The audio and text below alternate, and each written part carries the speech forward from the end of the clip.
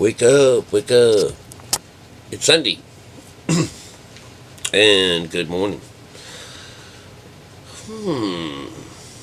I I was wondering what to talk about today, and I see where one of my favorite YouTubers, Wendy, has hijacked another one of our other little devilish gals. What Yeshua, Exto Yeshua. They're doing something together on their videos, and I said, "Damn!" I thought they was kind of like sword fighting, and well, she's just hijacked her stuff, So, anyways, it was kind of interesting because she was every time that Yeshua gal comes up with some kind of a story about Bible changes and things like that and her interpretation, then Wendy's going to put them side by side and she's going to do her interpretation of it. She's just showing you just how crazy and wacky the top surface of these things can be, and the idea that they just so full of dogma and all this crap. Well, anyways, today's lesson is about. It's the two sons parable. Check this out. Airplane is on its way over. It always happens. Ain't that something? Well, it's an air sign. So anything's going through there, remember Jesus is going to meet us in the air. So air is a high sign. Flying things, anything that's in flying in the air. It's a fine symbol. Remember Delta. Delta is ready when you are. That's the... I never even really caught on to that until I learned about this project, this. But anyways, once you get over the idea that that Jesus never lived, and all these stories are just myths laid out for us that hide wonderful information about these realms of the Lord. And we're talking about the invisible side, whereas the surface is talking about a surface. The surface side is talking about the skin of things, which would be more the carnal view of the word. And they'll tell you that to take it by the letter would mean that it would kill when you take it by the letter. Whereas if you were to go inside where the spirit is, where it is hidden, where it is vacant, where there is invisibility, and you look in there and you'll find, hey, it's talking about energies that you can't see. It's talking about our spirit. This is the world of God. All right? So you have an outside and you have an inside. And everyone has been taught only to go on the outside, and that's it. That's it. And that's, it's really the cause for all our problems, everything, So, it was done on purpose. But even the Bible itself, if these people didn't know, they just took this right during the Dark Ages and set this thing afoot. I don't think that they were all that intelligent back then, and if they were, and even if they were, they looked at this as a way of controlling people and masses of people, and then turn around and make it a law and pull money from them at the same time. 10% goes a long ways no matter what. And they also like to say is nothing is yours, everything is God's. Everything you have came from God. And since they're interpreting God's word, they are the God here on earth. My God, what kind of hell we have brought to this planet because of it. And they don't believe nothing. They don't believe that their word changes, that it could have been, manipulated through time. Of all the things on earth that got touched, and God's word never changed. Well, it's changing now. It's changing right before their eyes, and they're saying it's witchcraft and satanic. And says, well, this is going to get mean. But they believe in the outside, and the outside's getting meaner. But when you look at it, they're still kind of using the same words. So, that's me. That's where I come in. So, well, anyways, let's get on with the lesson, because I don't want to keep you up here too long.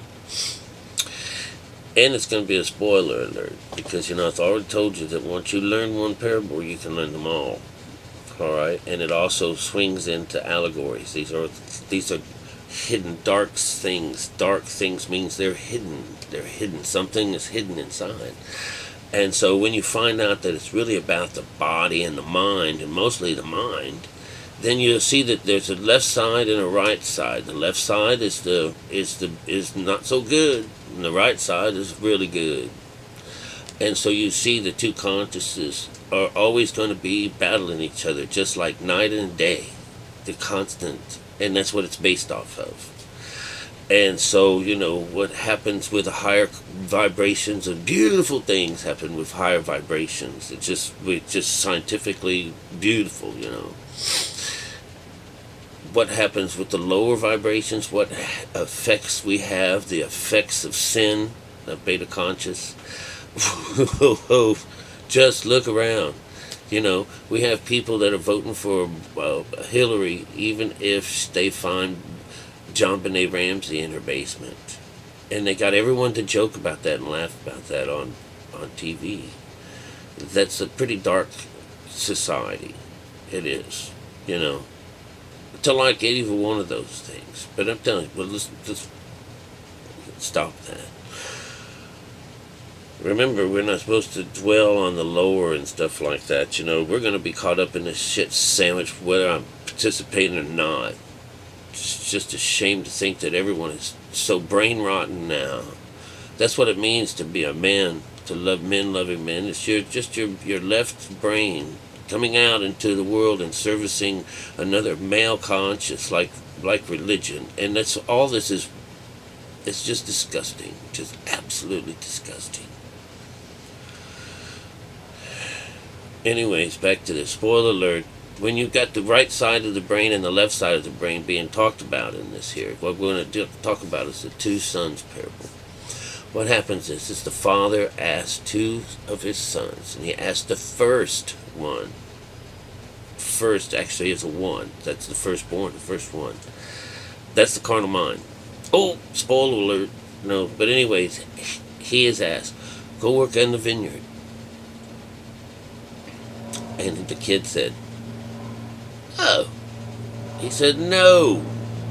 And then later on he went and worked in the vineyard. And he went and asked the other son the same thing. That's how he asked it. He says, sure. And never went. All right. And then Jesus asked, he says, okay, which one of those served their father? And everyone's supposed to gravitate to the first one. That's how his parable works, because it's a parable is a puzzle, a riddle. And so everyone gets it wrong. And in the book, the guys get it wrong. And he says, oh my goodness. Well, the tax collectors and the prostitutes are going to make it into heaven before you do. And he said, damn. So, that's why what's that talking about? What are they talking about? How could they possibly? Who knows how many ways they spin this? So, at least Luishua and Wendy, they have at least two different ways. Well, I'm going to show you one way. And it works through them all. Anytime that you put two guys together, whatever they are, they're talking about the two different sides of our mind. One's busy and works. That's our carnal mind. And the other side is our spiritual side, and you dwell in your beauty and you hang out and you just serve this side. So one's here's the other, the guy that wants to be the baker or the guy that wants to be the servant. That's two, all right? The baker is, the one that dies is the carnal mind, and the one that serves is the one that lives. In that story, and that was Jason's story, where he divines these two different dreams from these guys that are found in jail and prison. And it's just really interesting because the server serves the Lord, and the baker just makes things up, makes bread, creates things. It's so. You understand those two. And then you got Cain and Abel. Cain and Abel is one of these ones where Cain is not the favorite. Abel is, so he kills Abel. Alright, so we just talked about Jacob. Jacob's ladder. Jacob's not Jacob's ladder, but Jacob's son. His son is Jason. It's his favorite.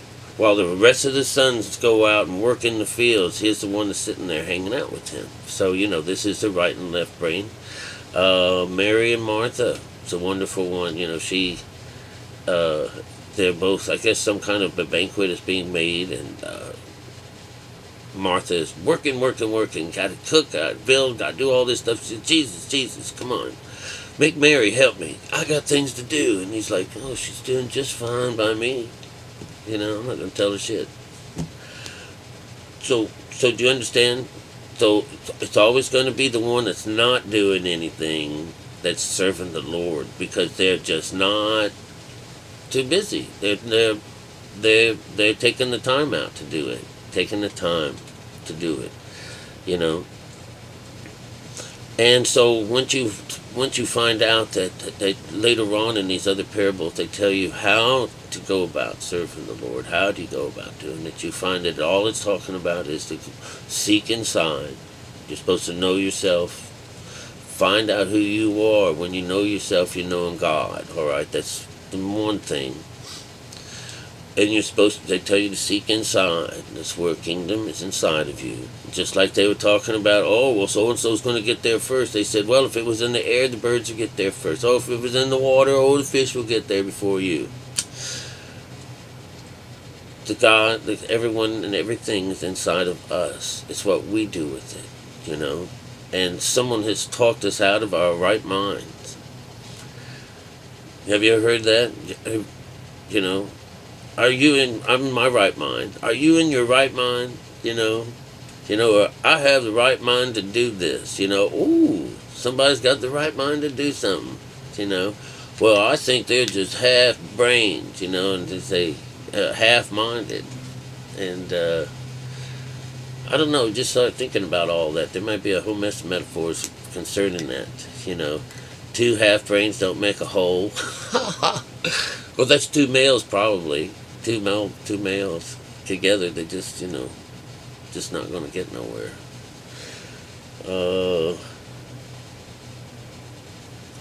All right, well, anyways, I'm working on a neat project. I'm going to be showing you to it soon.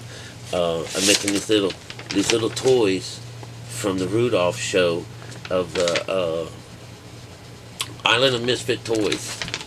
And I'm building them all over here, little miniature, life-size kind of things for a Christmas display. So it should be a lot of fun. I'll show you here when I get a little more done. All right, well, that's your lesson for today. And I want you to think about the dark times that we're coming into. And to think that so many people are riding in that train. It's best you start working on this strength, this part of us that they talk about as the stone. Build your house on stone. Keep practicing. Persistence pays. I'm supposed to understand that things in Aquarius, that when the end of the age comes, this is in the Bible, they're going to come to a house, they're going to come to this town. It's a man, it's actually, the end of the age, coming into Aquarius. You're going to see a man carrying a pitcher of water. Men wouldn't carry pitchers of water 2,000-3,000 years ago. All right, very, very anti-woman stuff. Remember that female thing has been under attack for a long time. All right, and this is all the basis for it. To get rid of this feminine energy, you get rid of God. All right, and if you can think and look around the world, religion is not what's giving it to us. You can see those things. Those are the synagogues of Satan. That is not bringing light into this world. It's not. Anyways, disconnect. Enjoy yourself. I love you. And best of day.